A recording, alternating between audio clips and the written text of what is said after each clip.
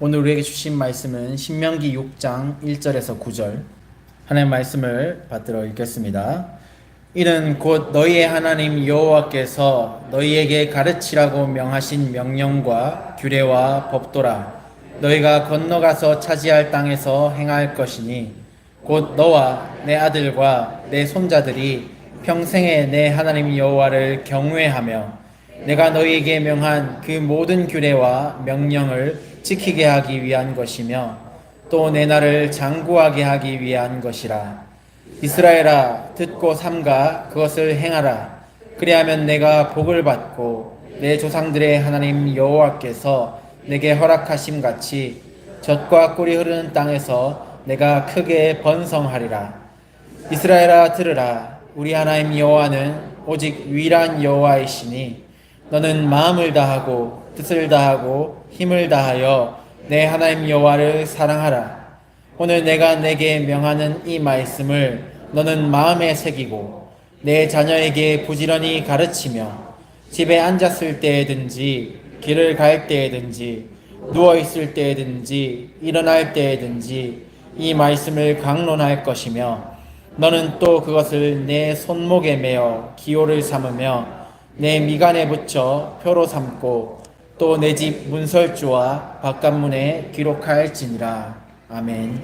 내 하나님 여호와를 사랑하라 라는 제목으로 목사님 말씀 전하시겠습니다.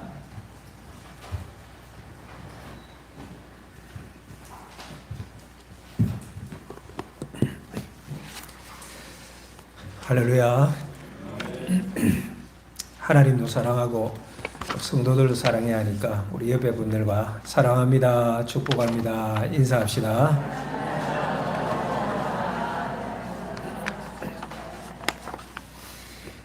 신명기 말씀은 가나안 땅에 들어갈 출애굽 2세대에게 모세가 모압 평지에서 선포한 하나님 나라의 법이라고 할 수 있습니다. 40년 전에 호렙산에서 하나님께 십계명과 율법을 받았는데 그것을 40년 후에 출애굽 1세대는 광야에서 다 죽었고 2세대가 광야에 들어가기 전에 하나님의 말씀을 모세가 선포하고 있는 것입니다.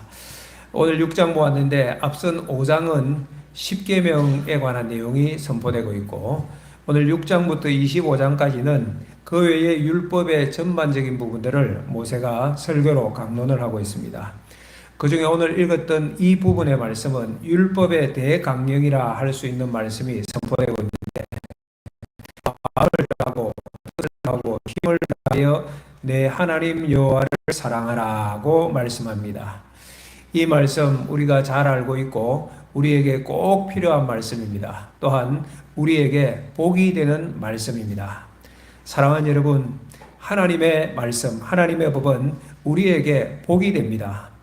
1절에서 3절에 보면 하나님 주신 그 말씀의 성격과 목적이 나와요. 1절을 다시 보시면 이는 곧 너희의 하나님 여호와께서 너희에게 가르치라고 명하신 명령과 규례와 법도라. 너희가 건너가서 차지할 땅에서 행할 것이니.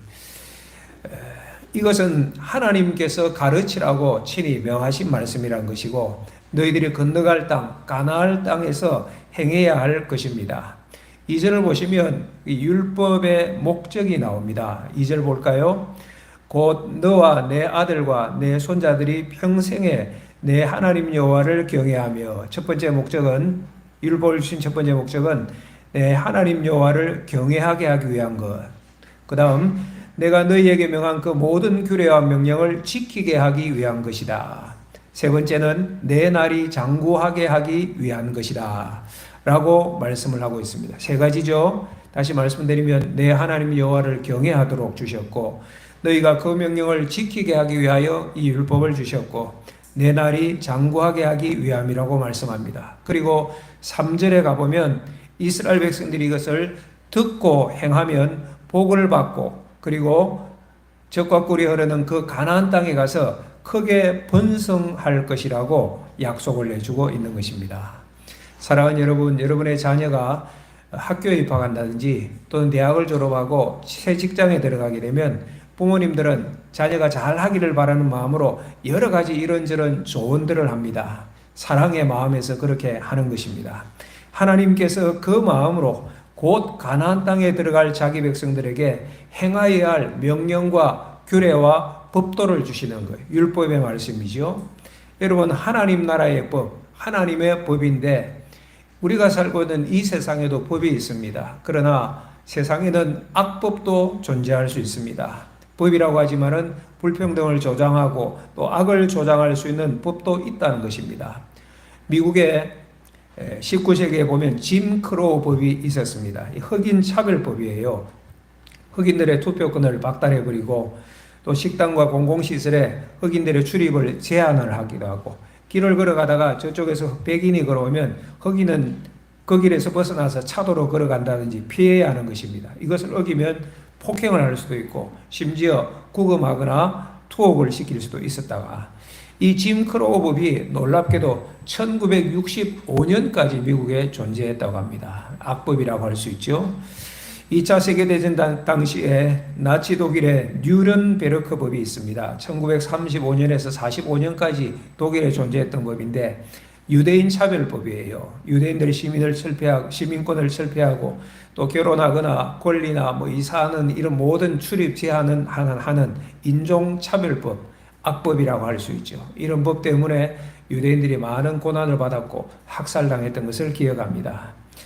여러분, 지금도 아프가니스탄에 텔레반의 여성 규제법이 세계적으로 여러 가지 화두가 되고 있지 않습니까? 여성들을 규제하는데 여성들이 공적인 자리에서 발언하는 것을 금지하고 또 얼굴과 온몸을 이렇게 그 천으로 다 가리도록 그것을 의무화하고 혼자서 여행하는 것을 금지하고 엄격한 남녀 차별법이죠. 악법이라고 할 수 있습니다. 우리나라는 어떨까요? 역사 가운데 악법이 있었을까 없었을까 뭐 다 살펴보지는 않았지만은 조심해야 될 부분들이 지금도 있는 것입니다. 지금도 차별금지법, 이름이 참 좋잖아요. 차별을 금지한다. 근데 이런 좋은 이름으로 포장하여서 결국은 그 내용은 동성애를 용인하고 또 그런 문제점을 지적하지도 못하게 하는 것입니다. 사상을 또 종교를, 표현의 자유를 억압해버리는 역차별법이라고 할 수 있어요. 이런 것들을 위하여서도 여러분들이 기도해야 됩니다. 왜? 이러한 내용들은 결국 그 안에 들어가 보면 하나님의 뜻을 거역하는 내용이 담겨져 있고 결과적으로 우리 사회에도 큰 해악을 가져올 것인데 세상 사람들은 그것을 잘 몰라요. 그냥 차별금지법 하니까 좋게 생각하는 것이지. 그 외에도 많이 있을 것 같아요. 지금도 개인과 당의 유불리를 위하여서 법을 만들었다가 지워버렸다가 뭐 그렇게 하기도 하지 않습니까? 사랑하는 여러분, 우리가 사는 이 세상은 그렇습니다. 선택적 정의, 내가 하면 정의고 타인이 하면 불의가 되어지고 법도 그런 차원에서 짓기도 하고 지워버리기도 하고, 여러분 상당히 죄송한 말씀이지만은 또 슬픈 현실이기도 하지만은 이 땅에서는 완전한 정의를 기대하기가 어렵습니다. 죄송하지만 이 땅에서는 완전한 평등도 있기가 참 어렵습니다. 그래서 어디를 가든지 차별받는 사람, 억울하게 고통당하는 사람이 있는 것을 보게 되어지는 거예요. 왜? 죄인들이 하는 일들이니까 그럴 수밖에 없는 거예요. 그러나 하나님의 법은 완전합니다. 욕망으로 룩진 세상에 거룩하고 참된 생명을 주시는 것이 하나님 나라의 법입니다. 젖과 꿀이 흐르는 풍성한 삶으로 인도하는 법입니다. 하나님 나라의 법은 하나님의 공의와 사랑이 바탕이 되어 있습니다. 그래서 정의를 추구하지만은 정의로우면서도 따뜻합니다. 이 법을 지켜가면 우리 인생들에게 복이 되는 것입니다. 사랑하는 여러분, 사람들도 자녀들에게는 좋은 것을 주려고 했었는데 우리 하나님 아버지께서 어떠하시겠습니까? 하나님은 자기 백성이 예비하신 복을 받아서 살고 그 복을 누리면서 살기를 기대하시고 원하세요. 그래서 오늘도 우리가 하나님 나라 법대로 살면 오늘 주신 말씀처럼 내 날이 장구할 것이며 너가 복을 받을 것이며 하나님 나라에서 젖과 꿀이 흐르는 그 땅에서 크게 번성하게 되어질 줄 믿으시기를 축복합니다. 그러면 하나님이 명하신 법 가운데 가장 중요한 것이 무엇일까요? 오늘 4절과 5절이 말씀을 하고 있습니다. 같이 읽겠습니다. 4절 5절. 이스라엘아 들으라. 우리 하나님 여호와는 오직 유일한 여호와이시니 너는 마음을 다하고 뜻을 다하고 힘을 다하여 내 하나님 여호와를 사랑하라. 아멘. 이 본문 쉐마 본문이라고 유명한 본문이죠. 이스라엘아 들으라. 들으라는 단어가 쉐마거든요. 쉐마. 여러분, 쉐마라는 단어 들으라는 것은 하나님의 말씀, 하나님의 명령과 규례를 귀를 기울여 들으라 하는 그 의미가 있겠죠. 한 가지 더 있습니다. 듣기만 하는 것이 아니라 이 말씀에는 순종의 의미도 담겨 있습니다. 그래서 하나님의 말씀을 듣고 순종하여 지키라는 것이 쉐마 들으라라는 포괄적인 의미가 담긴 말씀인 거예요. 그러면 무엇을 듣고 우리가 행하여야 할 것인가? 5절 보십시오. 가장 중요한 것이 뭐죠? 5절 한마디로 말하면 오늘 설교의 제목이죠. 내 하나님 여호와를 어떻게 하라? 사랑하라는 것입니다. 하나님 여호와를 사랑하는데 어떻게 사랑하라고 설명해요? 마음을 다하고 뜻을 다하고 힘을 다하여 내 하나님 여호와를 사랑하라. 여러분, 이것은 우리의 지성과 감정과 의지를 다하여서 힘과 능력을 다하여 전인격적으로 하나님을 사랑하라는 말씀입니다. 그렇게 하지 않는 사람이 있기 때문에 이 말씀을 주신 거예요. 하나님을 사랑한다고 하는데 생각만으로 하나님 사랑하는 자가 있습니다. 요즘도 어떤 사람은 자기는 교회도 나가지 않으면서 분명한 신앙 고백도 없으면서 그럼에도 나는 하나님을 믿어, 예수님은 좋은 분이라고 생각해, 나는 선하게 살아 라고 말하는 사람들이 있습니다. 관념적 신앙, 관념적 믿음, 관념 철학적인 그런 생각이지요. 착각이요, 오해입니다. 반대로 겉으로는 하나님을 사랑하는 모습이 있는 자들이 있어요. 그런데 마음이 없이 겉으로만 하나님 사랑하는 자도 있을 수 있습니다. 이건 교회 안에 있을 수 있어요. 교회 안에 왔는데 겉으로는 교인이라는 명찰이 있는데 그래서 예배도 참석합니다. 헌금도 하고 또 교회 안에 봉사도 하는데 정말로 하나님을 사랑하는 그 사랑의 마음은 존재하지 않는 거예요. 그냥 하는 거예요. 오래 교회 다녔으니까 습관적으로 그냥 하는 거예요. 이런 자들을 향해서 예수님께서 외식하는 서기관과 바리새인들아 하며 책망하셨어요. 너희들 하는 짓거리 보니 회칠한 무덤 같구나. 주님은 다 아시거든. 중심을 보시니까. 이런 가짜, 머리로만 하나님 사랑하거나 또는 껍데기로만 하나님 사랑하는 이런 가짜가 아니라 오늘 말씀은 온 마음과 뜻과 힘을 다하여서 마음과 생각과 실제 삶과 행동을 다하여서 전인격적으로 하나님을 사랑하라. 그렇게 사시는 종들이 되시기를 축복합니다. 왜 하나님께서 이렇게 말씀하실까요? 왜? 이유가 있습니다. 4절 볼까요? 4절. 우리 하나님 여호와는 어떤 분이시다? 오직 유일한 여호와이시니까 그렇습니다. 여러분, 하나님은 유일한 신이십니다. 세상에 어떤 존재도 하나님 같은 분이 없습니다. 이 땅에 가짜 신들이 너무 많아요. 세상 사람들이 만든 신들 아닙니까? 여러분, 이 당시 신명기가 기록될 이 당시에 애굽에는 수많은 신들이 있습니다. 하늘의 해와 달과 별들을 신으로 섬겼습니다. 애굽의 신들, 태양신 라가 있었고 하늘의 여신 누트, 풍요의 여신 헤크트, 나일강의 신 하피, 파충류의 신 세베크, 땅의 신 갭, 황소의 신 아피스, 암소의 신 하도로, 치료의 신 타이푼, 애굽 최고의 신 오시리스도 있었고 신들의 여왕인 이시스 신도 있었고. 그런데 제가 금명했던 애굽의 신들 하나하나 낱낱이 면면을 살펴보면 열 재앙과 다 관련이 있어요. 하나님께서 열 재앙 가운데 하나하나씩 다 척결해요. 멸하신 거예요. 그러면서 봐라, 진짜 하나님은 여호와 하나님밖에 없느니라. 애굽의 신들은 열 재앙 가운데 다 파멸당하고 하나님의 존재, 하나님의 능력과 영광을 선포한 것이 출애굽 당시 열 재앙의 모습이었습니다. 애굽만 그런 줄 아십니까? 주변 나라에도 신들이 얼마나 많은지. 그때 가나안에, 이스라엘이 들어갈 가나안에도 근동 지역에도 수많은 신들이 있었습니다. 바알과 아세라가 있었고 암몬이 섬기는 밀곰이 있었고 모압이 섬기는 그모스 신도 있고 말할 수 없는 많은 신들이 있었어요. 그런데 그 신들을 보십시오. 그때의 나라가 망하고 그 신을 섬기던 사람들이 죽고 나니까 그 신들 다 사라져요. 오늘 이 시대에 그 시대 신을 섬기는 사람이 누가 있습니까? 그 이후에도 제국마다 얼마나 많은 우상을 섬겼습니까? 아수르 제국, 바벨론 제국, 헬라 제국, 로마 제국에 수많은 신들이 있었습니다. 지금 그것들 다 사라졌어요. 나라가 망하니까 사라지는 신들이라면, 섬기는 사람들이 죽으니까 사라지는 신들이라면 그것이 참신입니까?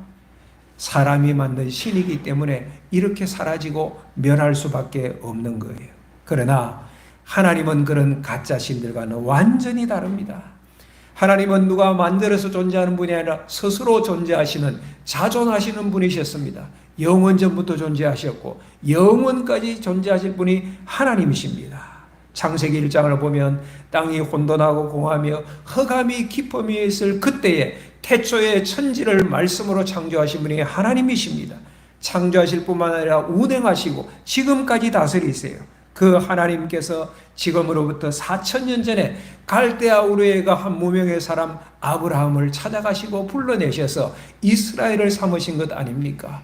그렇게 아브라함을 통하여서 살아 역사하셨던 하나님께서는 3,500년 전에는 모세를 부르셔서 이스라엘 백성들을 출애굽시키고 살아 역사하심을 보여주셨고 3,000년 전에는 다윗을 부르셔서 이스라엘 나라 왕국의 왕을 삼으셔 하나님의 뜻을 이루어 가셨어요.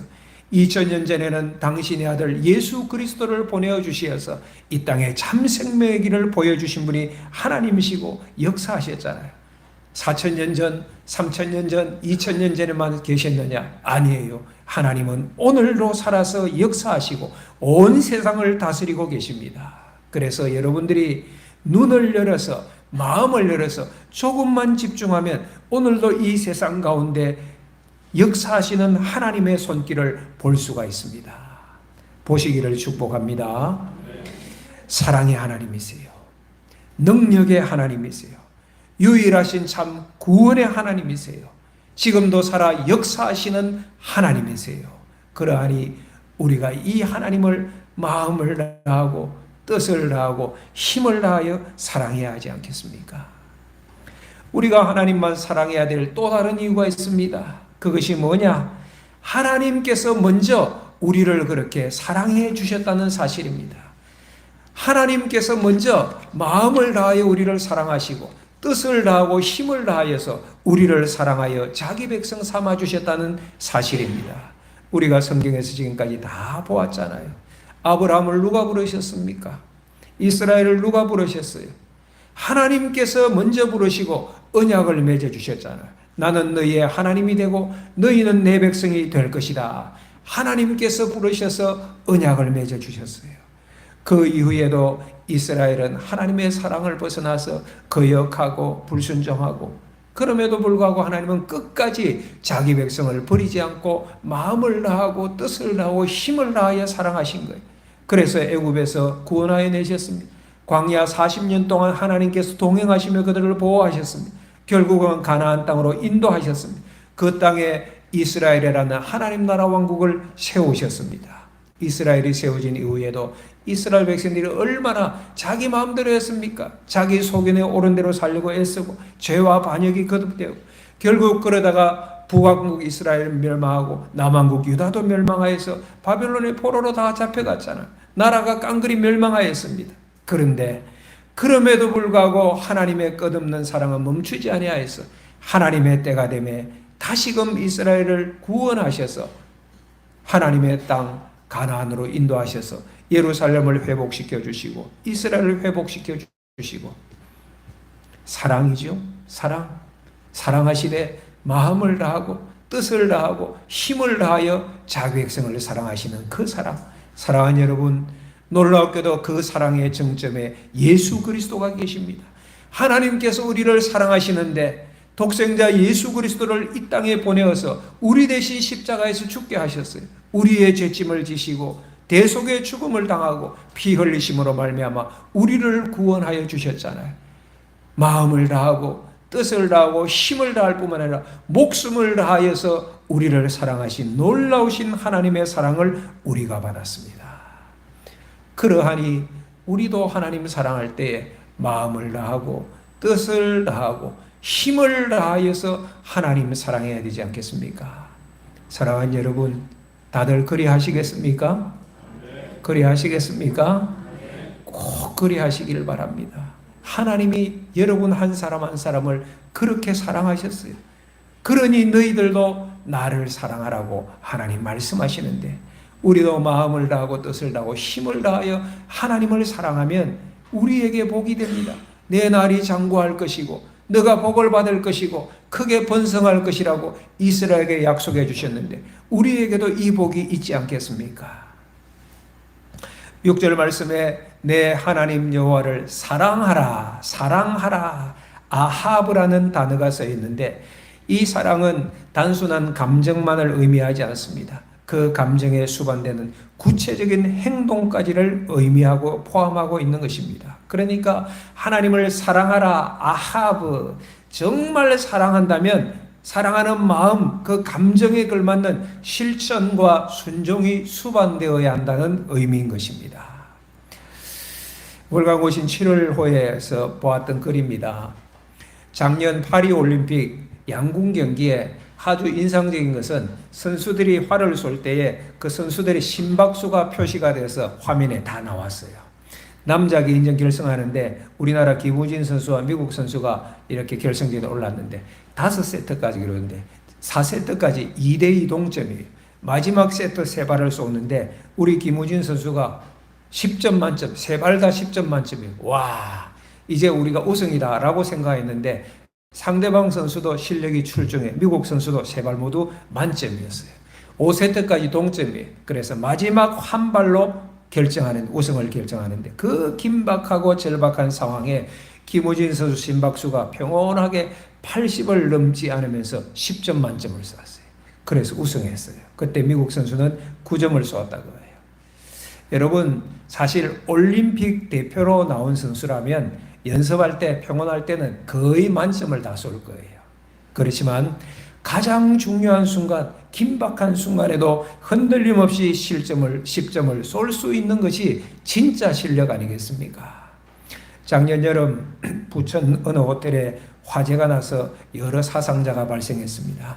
그때 생존자 중에 한 대학생이 있었는데 간호학과 학생인데 어떻게 살았느냐 하니 연기가 꽉 차서 밖으로 나갈 수 없게 되자 학교에서 배웠던 것을 실천한 거예요.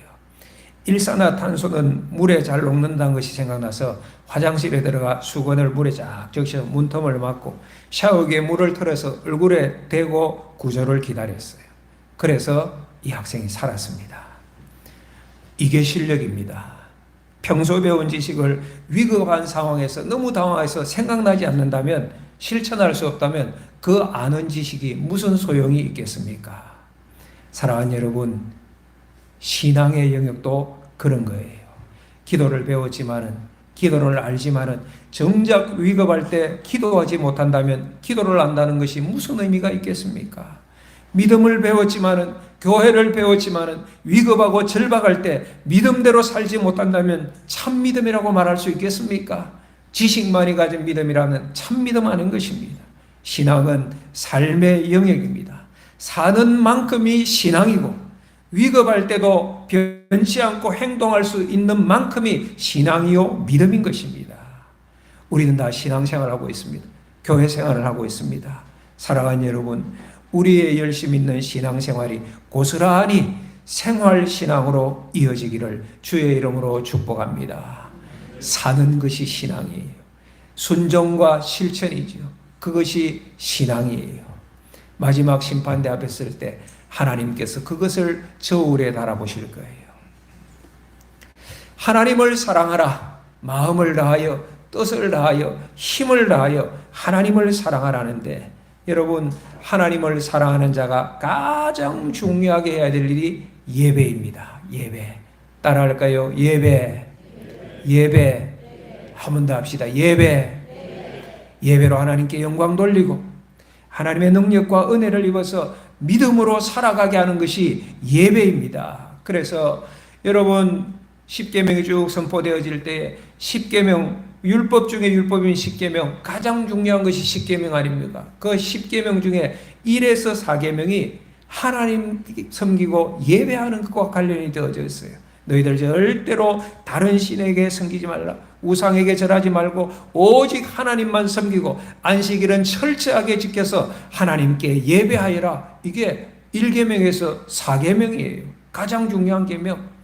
그리고 십계명을 주신 다음에 하나님께서 이스라엘에게 성막을 지어라 하셨어요. 성막은 예배의 처소입니다. 예배의 전당에 하나님을 만나는 곳이에요. 예배드리도록 광야 40년 동안 어디를 가든지 하나님께 예배드리도록 성막을 지어라 하셨어요. 예배가 중요한 것입니다. 그리고 신약에 오면 예수님께서도 요한복음 4장 23절에 이렇게 말씀하시죠. 하나님은 자기에게 예배하는 자들을 찾으시니라. 너희가 영과 진리로 예배하고 하나님은 그렇게 예배하는 자들을 지금도 주시하며 찾으신다고. 오늘 이 시간에도 하나님께서 여러분 마음을 보시면서 예배하는 자들을 찾으실 거예요. 예배, 신앙과 우리 삶의 가장 중심에 있는 것이 예배. 신앙의 기본 중에 기본이 예배입니다. 예배 안 드리면서 나는 하나님 믿어요, 그런 거짓말 하지 마십시오. 예배. 우리 여기 참여하는 분들은 기쁨으로 하나님께 예배하는 은혜가 있기를 주의 이름으로 축복합니다. 예배는 축복이에요. 축복. 예배는 이 땅에서 하나님께 예배할 뿐만 아니라 천국에서도 영원히 하나님 찬미하고 예배드리게 될 거예요. 그 다음으로 하나님 사랑하는 자가 또 해야 할 일이 뭔가 하니 이웃사랑입니다. 이웃사랑.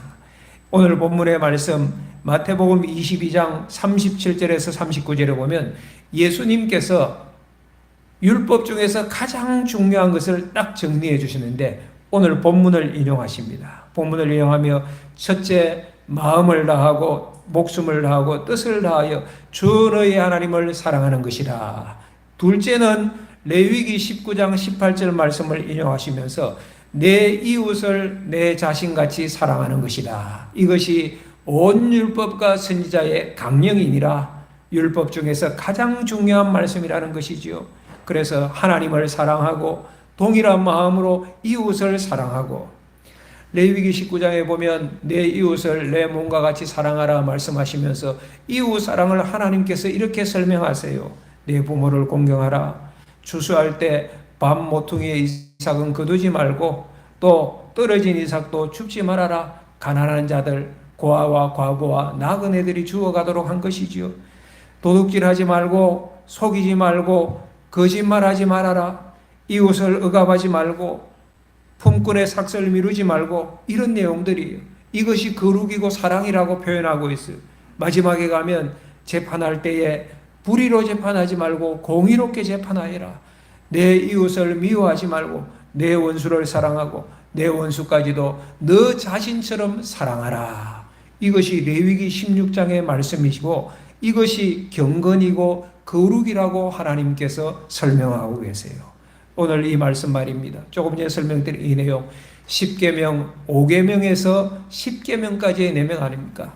5, 6, 7, 8, 9, 10 내용이 바로 이 내용이에요. 이웃사랑의 내용. 그러니까 우리가 신앙한다는 것이 뭐냐? 하나님께 먼저 예배드리고 예배드린 대로 예배적인 삶을 살아가고 예배드린 대로 하나님 말씀에 순종하여 살아가고, 그 순종의 핵심에는 눈에 보이는 너의 이웃을 너의 몸처럼 사랑하는 것이 담겨져 있는 거예요. 이것이 진짜 신앙이고 하나님을 사랑하는 것입니다. 사랑하는 여러분, 사랑과 순종은 다른 것이 아닙니다. 순종의 다른 이름이 사랑이에요. 사랑의 다른 이름은 순종일 것입니다. 오늘 본문에서 또 한 가지 생각해야 될 것이 6절 이하의 내용인데, 6절 볼까요? 6절 7절을 같이 읽읍시다.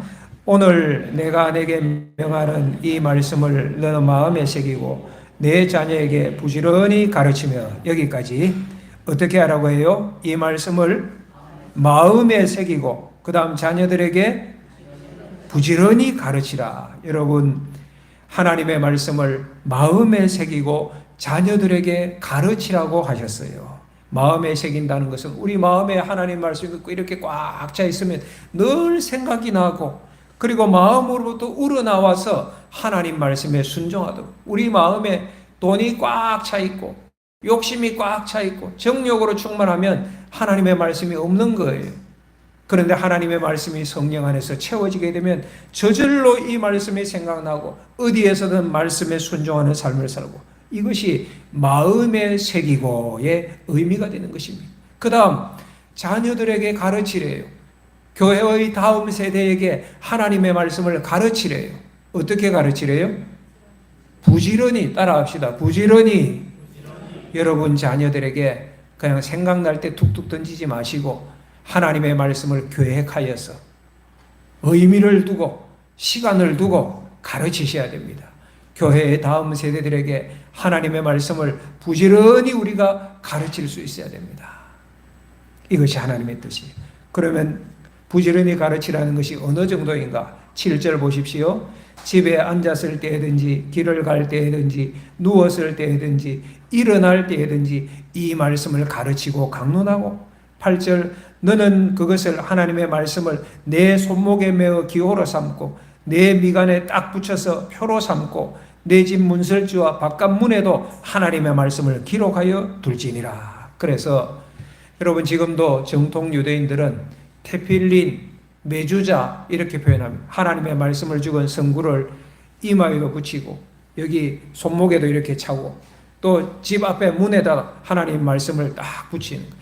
그러니까 고개만 돌리면 하나님의 말씀이 보일 수 있도록 하나님 말씀 안에서 살겠다는. 특별히 여러분 신명기의 말씀이 선포될 때는 우리처럼 성경이 없어요. 우리는 손에 성경이 있잖아요.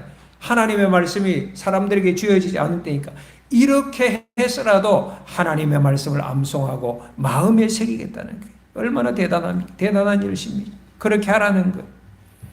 그때는 성경을 우리 손안에 쥘 수 없는 시대였지만 지금 우리 시대는 어떻습니까? 너무나 감사하게도 말씀을 눈앞에 두기가 너무나 쉽습니다. 그런데 또 반대로 생각하면 하나님의 말씀을 가리는 것들도 오늘 우리 시대에 많이 있습니다. 핸드폰 본다고 하나님 말씀을 못 봐요. 핸드폰 볼 시간은 있고 TV 연속극 볼 시간은 있는데 하루 한 장 하나님의 말씀 읽을 시간은 없다고 해요. 하나님의 말씀을 이 세상의 문명과 기기들이 가리는 것 아닙니까? 컴퓨터가 가리고 여러분이 사랑하는 핸드폰이 정말 사랑해야 될 하나님의 말씀을 다 가려서 먹어야 될 양식을 못 먹고 영적으로 빈곤하게 살아가는 인생들이 얼마나 많은지 몰라요. 취미 생활한다고 바빠서 하나님의 말씀 펼칠 시간이 없대요. 등산 가고 운동하고 맛있는 거 먹고 이런 데 분주하여서 세상 일들에 분주하여서 하루에 한 장, 일주일에 한 장도 하나님의 말씀을 펼칠 시간이 없다면 여러분 말씀이 우선순위에서 밀리는 것 아닙니까? 결단이 필요합니다. 따라합시다. 결단이 필요하다. 결단하세요. 생명의 말씀입니다. 길과 진리의 말씀입니다. 하나님의 말씀을 읽고 행하면 내 날이 장구하고 너가 복을 받고 크게 번성할 것이라고 하나님께서 약속해 주셨어요. 결단하십시오. 시간을 딱 정하여서 하나님의 말씀을 읽고 묵상하고 그 말씀 붙들고 기도하기로 그리고 말씀 붙들고 순종하기로 매 순간마다 결단하십시오. 주일 말씀 다음에 결단기도 시간이 있잖아요. 설교 다음에 결단기도 시간에 여러분들이 무엇이든지 그 말씀 안에서 한 가지씩 구체적으로 결단하십시오. 오늘 말씀 붙들고 저는 이렇게 살겠습니다. 그리고 가정 예배 드리십시오. 자녀들과 함께 말씀으로 믿음으로 가정을 세워가는 축복의 통로가 가정 예배입니다. 다 출가하여서 자녀들이 부부들만 남으셔도 두 분이서 가정 예배 드리시면 하나님께서 얼마나 기뻐하시겠습니까? 그 가정을 통하여서 하나님께서 성령의 기름 부으심을 허락하여 주시는 것 아니겠습니까? 마지막으로 한 가지 더 생각할 것은 우리가 성령 충만을 위하여서 기도해야 한다는 것입니다. 한번 따라 합시다. 성령 충만. 왜? 내 의지로 안 되니까. 우리가 기도의 중요성, 말씀의 중요성을 몰라서 안 합니까? 결단도 하잖아요. 그런데 잘 되지 않을 때가 많습니다. 주의 성령이 우리를 충만하게 하셔야 됩니다. 하나님의 말씀이 기록된 말씀으로만 있는 것이 아니라 내 마음에 새겨지도록 주여 성령으로 하나님의 말씀을 내 마음에 붙여주시옵소서. 이것도 하나님께서 약속해 주셨어요. 예레미야 31장 33절에 보면 하나님께서 예레미야 선지자를 통하여 선포하십니다. 새 시대가 될 때에 그때 내가 나의 법을 그들의 속에 두며 그들의 마음에 기록할 것이다. 하나님의 말씀을 우리의 마음에, 우리의 속에 두겠다고. 그래서 나는 그들의 하나님이 되고 그들은 내 백성이 될 것이다. 이것이 이스라엘과 맺은 언약 아닙니까? 나는 너희의 하나님이 되고 너희는 내 백성이 되리라. 이 언약을 새 시대에는 말씀을 너희의 심령에 부어줘서 이룰 것이라고 하나님께서 선포한 말씀이에요. 얼마나 감사합니까? 그래서 우리가 기도해야 됩니다. 주여, 성령으로 기름 부어 주시어서 생명의 말씀, 진리의 말씀, 복의 근원이 되신 하나님의 말씀을 내 마음에 충만히 새기게 하시고 그 말씀대로 살게 하옵소서. 행할 능력을 부어 주시옵소서. 그리하여 하나님을 껍데기로만, 말로만 사랑하는 것이 아니라, 직분으로만 사랑하는 것이 아니라 마음을 다하고 뜻을 다하고 힘을 다하여 하나님을 사랑하게 하여 주시옵소서. 간절히 기도하셔야 됩니다. 7절처럼 기도하셔야 돼요. 7절처럼 내 자녀에게 부지런히 가르치며 그 다음에 집에 앉았을 때도 기도하고 길을 갈 때도 성령 충만을 기도하고 누워있을 때도 성령 충만, 일어날 때도 주여 성령으로 충만케 하소서. 이렇게 성령 충만을 사모하며 기도할 때에 하나님께서 은혜 부어주시어서 하나님을 사랑하는 말씀의 종으로 세워주실 줄 믿습니다. 이런 주의 종들이 되시기를 예수님의 이름으로 축복합니다. 우리 찬양하고